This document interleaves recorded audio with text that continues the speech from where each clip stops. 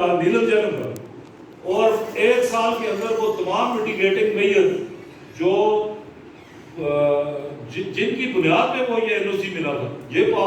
نیلم جنم power project 35 conditions پہ یہ وابڈا کو اجازت ملی تھی یہ پروجیکٹ لانچ کرنے کی، وہ 35 کی 35 کنڈیشنز وائلیٹ ہو گئی، اور ہائی کورٹ نے جو ہے ایک سال کا ٹائم دیا تھا کہ ایک سال کے اندر اندر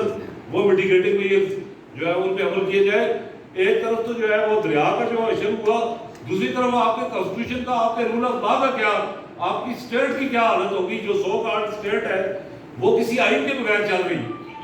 کیونکہ آئین کے تحت جو ہے وہ حتمی ہو چکی ہے ہائی کورٹ کی ججمنٹ، اور اس کو فالو کرنے کے سب پابند تھے جو آج تک وائلیٹ ہو رہی، اور اس میں ہماری کنٹیمپٹ آف کورٹ کی اپلیکیشن بھی وہ سب جوڈیس ہے ہائی کورٹ کے پاس، لیکن وابڈا اور آزاد کشمیر حکومت اور حکومت پاکستان کو یہ عوامی ایکشن کمیٹی کا یہ مطالبہ ہے کہ وہ یہاں اگر جو ایک بھرم رکھنا چاہتے ہیں اس کو آزاد کشمیر میں کہ یہ کسی آئین اور قانون کے تحت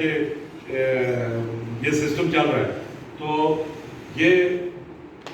اس پہ فوری طور پہ جو ہے وہ اس ججمنٹ پہ عمل کیا جائے، اور اس میں جو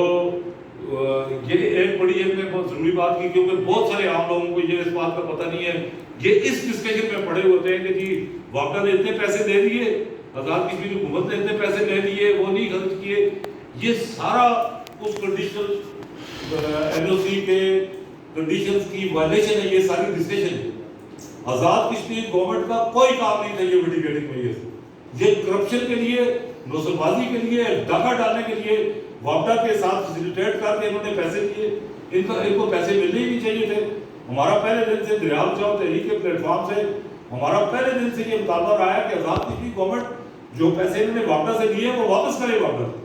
اور وابڈا کو جو ہے وہ باؤنڈ ہے، وابڈا وہ میٹیگیٹنگ میں اس پہ عمل کرنے کا آزاد کشمیر گورنمنٹ کی نہ یہ ذمہ داری تھی اور نہ ہی ان کی کیپیبلٹی ہے یہ پروجیکٹس کرنے کی، یہ چیزیں بنا سکتی ہے آزاد کشمیر گورنمنٹ، ان سے تو آج تک کوالا روڈ نہیں بنی، ان سے تو گلی کی وہ سڑک نہیں بنی، انہوں نے جو ہے یہ نوسل بازی وابڈا کے ساتھ مل کے کی کہ